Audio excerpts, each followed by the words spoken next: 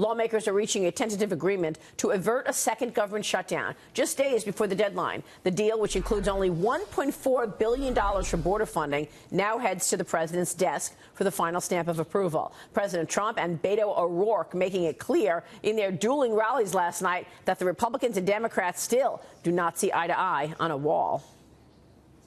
Walls work.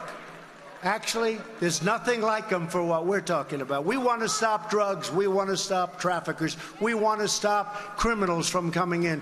Walls save lives. Walls save tremendous numbers of lives. Safe, not because of walls, but in spite of walls. We stand for America, and we stand against walls. Joining us right now is Tennessee Senator and Judiciary Committee member Marsha Blackburn. Senator, it's good to have you on this morning. Thanks so much for joining us. With you. Sure. So let's talk about what you've come to in terms of an agreement. The committee, I guess, coming to this temporary agreement about $1.4 billion toward wall funding. That's way lower than the president wanted. Would the president sign this, do you think? I don't know if the president will sign it or not, but I do know this. It does put 55 additional miles of wall building on that southern border, and this is something that Americans want to see. They want to see the border secured, and just as the president said so well, ending the influx of drugs and sex traffickers, human traffickers, gangs that really make our communities unsafe. And Maria, as I've continued to say through this entire debate, until you secure that southern border, every town's a border town and every state a border state because of traffickers and gangs and violence and drugs and the unsafety and those conditions that are brought to our communities. Yeah, but is it worth signing on to something that includes a decline in the number of beds at the ICE detention centers? This weekend on Sunday Morning Futures, South Carolina Senator Lindsey Graham broke the news with us on Sunday, telling us that the president will not sign a bill that cuts the number of ICE detention beds in his facilities. Watch this. I'm surprised that this is something that's coming up now in the 11th hour. Has this been an issue in terms of reducing the number of beds? No. Before? I promise you this, Donald Trump is not going to sign any bill that reduces the number of bed spaces available to hold violent offenders who come across our border. He can't do that. He won't do that. Senator, what about that? What is the significance of the decline in beds? I have been in those detention facilities, and I encourage any Democrat member who has not been in those facilities to go down there and to take a position that says, well, we want to cap the number of people that you can contain of these violent, criminal, illegal aliens. Now, think about that. They're wanting to say, okay, let's decide the degree of danger that this person may pose and then decide if they are going to be detained or not. If you are in this country, if you're trying to come to this country, if you're a criminal, illegal alien, you don't need to be here. You need to be detained and you need to be deported and barred from ever coming back into this country. But bottom line, Senator, will you sign this? I don't know if he is going to sign this. What about you? Will you vote yes to this agreement? I'm not going to support something that reduces the number of beds or says we're going to open up our borders. I think that it is outrageous that people continue to say, oh, we need to just open the border and let people walk into this country, not knowing who they are, why they're wanting to come here. When I talk to Tennesseans every single day, they will say, you need to secure the border, end all this push of fentanyl and heroin onto our community streets, end this push of gangs, sex traffickers that are really disrupting life for so many law-abiding Americans. And when you talk to angel families and angel moms and you hear their stories, I have an angel mom in Tennessee right now rearing her grandson because her daughter was killed by an illegal alien who was a drunk driver. And you know what, Maria? They can't find that guy now. He left the country. Another family that you have talked to, the Corcorans, their son, he is dead. He was killed by a drunk driving illegal alien. This is a problem we can fix. It means secure the border, as the president said. Walls work. Talk to Israel. Go to San Diego. Talk to El Paso. All right, so you will not support it if it includes a decline in the number of beds. Dagan, you just heard You've got to have a way to put a place to put people. This deal, though, is not expected to include that. According to the Wall Street Journal reporting this morning, the deal gives both parties something they'd sought. The Democrats keep funding for physical barriers along the border below President Trump's request level. It was at $5.7 billion. The deal includes $1.38 billion for 55 miles of modern physical barriers.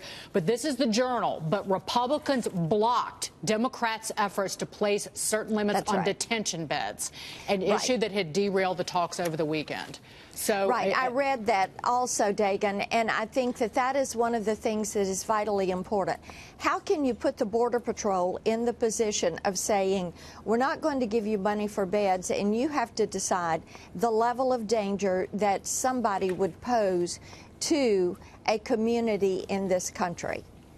What about the $1.38 billion? That's below the $1.6 billion the Senate Democrats offered in December. Shouldn't we at least be getting $1.6 billion in funding for the border wall? I think we need to go back and look at the $30 billion that was originally on the table, and then the offer was 20, and then it was 12, and then it was 5.7. My hope is this. There are plenty of unobligated funds that are in this budget, and in order to secure our southern border, my hope is they will begin to use some of these unobligated funds, because the more we secure it and the more we end the trafficking of drugs and the trafficking of human beings and the trafficking that is coming with the gangs, the safer our communities and our city streets are going to be. So what you're saying is then you will support this deal if it's not included in any cuts in beds, and you will support it knowing that maybe the president can use other monies that are unaccounted for that have already been approved. Maria, once I get to see the details, we don't have details yet. We have an agreement in principle. Right. And once the details come out, we'll be able to decide exactly how we're going to support this or not. Senator, let me move on to some of these ideas from your colleagues on the left. The president also last night slammed the Green New Deal at his rally last night, saying this Green New Deal from Alexandria Ocasio-Cortez will hurt the economy. Let's listen to the president. Then I got to get your take on some of these other ideas being thrown out there. AOC is hitting back at the president's comments. She tweeted this today. After the president said that it's going to hurt the economy, she writes this: yes, a man who can't even read briefings written in full sentences is providing literary criticism of a House resolution. Last week, they introduced a massive government takeover that would destroy our incredible economic gains. They introduced the so-called Green New Deal.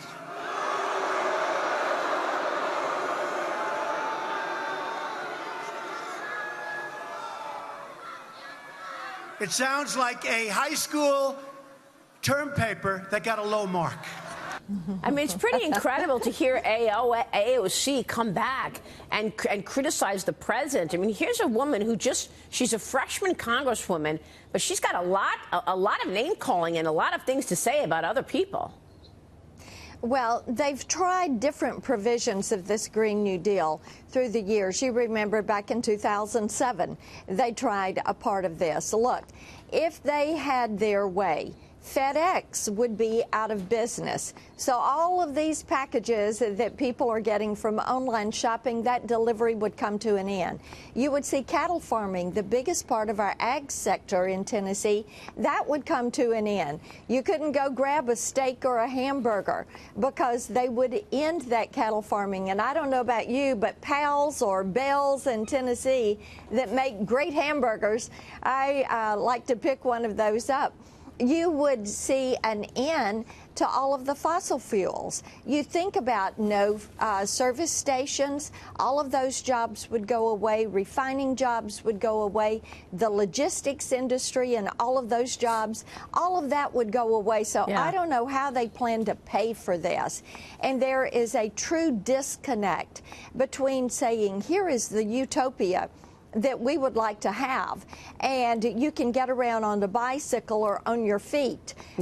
Maybe they think they're going to be the pedocrats and not the Democrats. You know, what bothers me, Senator, and Dagan, you've done this so well, basically explaining what some of these plans mean. Like, you're the one who pointed out the expense of Medicare for all and the Green Deal and how much it's costing. You never get those kinds of details when you have these pie-in-the-sky ideas. Let me repeat this. And they fouled up by really telling us, revealing their idiocy, releasing that FAQ by accident from her office last week, which they tried to walk back and then had to confirm that it did come out of her office. Let's give money to people unwilling to work. And by the way, you can hardly find this plan on her website. You have to go in and do a search of the House.gov archives to find the actual legislation that's been filed. But the great liberal lie is that the rich, the very, very rich, are going to pay for all of this and nobody else has to pay for it. It is the middle class and lower income citizens who get burdened with the higher cost. We use gasoline because it's a cheap form of fuel. We are a giant nation with very little rail infrastructure, and we like to drive everywhere. And it's not that expensive. Take a train to Europe. You tell people that they're going to have to use electric cars, which are wildly more expensive based on current technology, and you are hurting poor people. You're hurting the middle class in this country. Exactly right. Be honest with them. How about some honesty, right? I mean, really. Senator, it's great to get your insights as always.